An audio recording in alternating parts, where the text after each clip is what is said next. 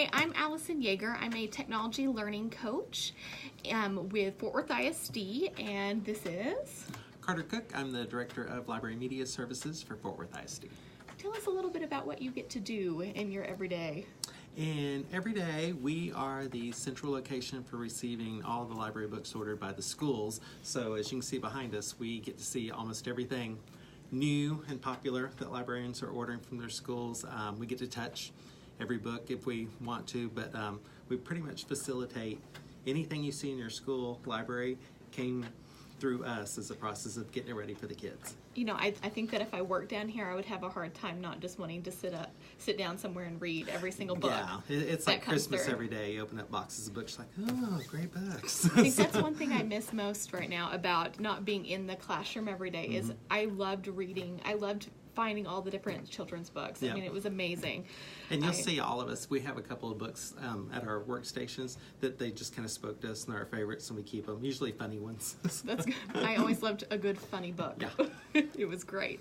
Hi, Jacqueline. All right. So the month of November for our FWISD Chat Live, we're going to be focusing on literacy. And so what better way to start than right here at the heart of Library Media Services and with Carter. In our district, they have a 100 by 25 initiative. Yes. And so that basically is wanting all of our students, 100% of our third graders, reading on grade level by 2025. Yep. And so that's a big goal. And so in literacy, we're right at the heart of it. So what can we do? So what are some of the resources available to teachers, students, and other families that can really help build that community of readers? So for building a community of readers, one of the things we do want is access for the students to books in the school, access for the parents. And most people don't know this, but parents are also patrons of our school libraries. So if you want to check out from your child's school library, just speak with the librarian. We can add you as a patron into the system and then allow them to check out books at home, especially if you have children that are not school age ready yet.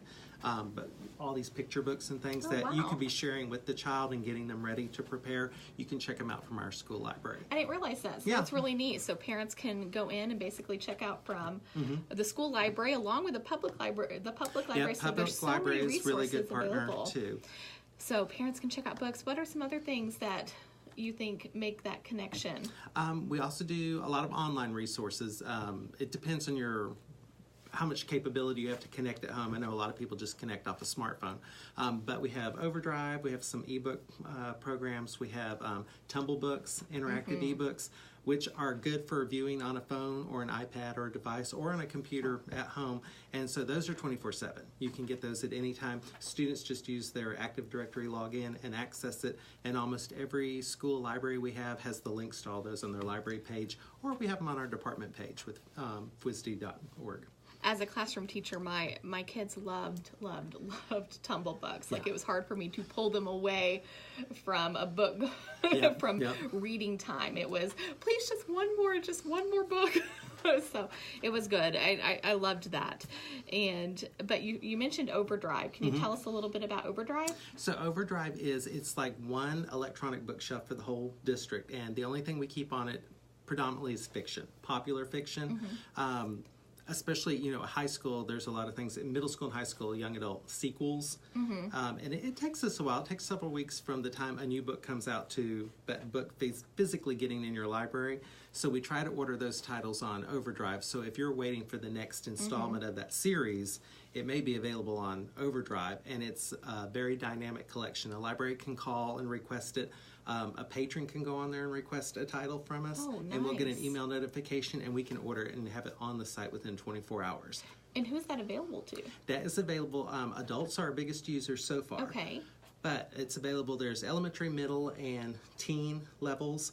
You can go in there. So if you have an elementary student or you are an elementary student, you can go in, log on. You can see all the titles that we have available. If it's not appropriate for elementary, you can see the title, but when you try to click on it, it won't allow you to open it. So there are some safety features in there, but we try to put plenty of titles at each level, so it's worth your time to log in and see.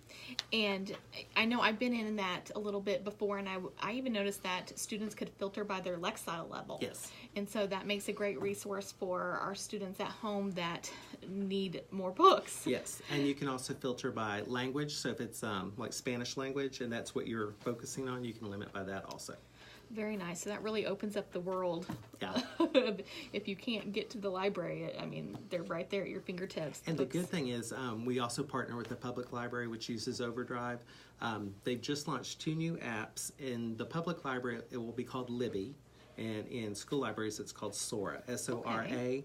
But if you learn to use the one at your public library, the Sora one looks almost identical to it. And it's just a little bit more user-friendly on a phone. If someone wants help getting to Overdrive or wants to know more about it, who could they contact? If you're an adult and you don't have a school contact, you can contact our department, Library Media Services.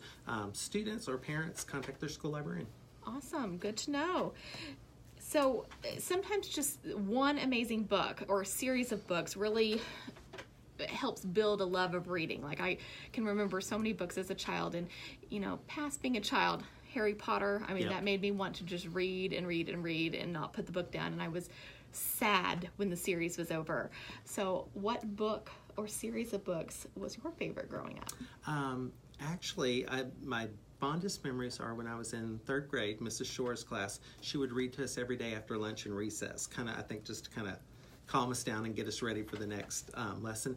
But she read to us Boxcar Children, which I didn't even know was a series. I just thought it was the one book, the Boxcar Children. And I'm 8 years old, and the idea of like this family of kids living in an old boxcar, surviving on their own. And because of that, she kind of got me hooked on adventure books. The first one I remember reading, like chapter book, was My Side of the Mountain by Jean Craighead George, where the boy runs off into the Catskill Mountains and lives in the hollowed out, burned out tree and just tries to live off nature. So that was one of the first things that got me hooked on like something more than a picture book. It's more than a picture book. You're just hooked in. I remember reading to my students the Magic Treehouse books, and it's like we couldn't get through them fast enough, and they just wanted more and more and more. It was really good. So, but what would be some of your favorites for our students today? Today, so obviously they can still read Boxcar Children, but yes. And there's a whole set of them now. I didn't know that back then.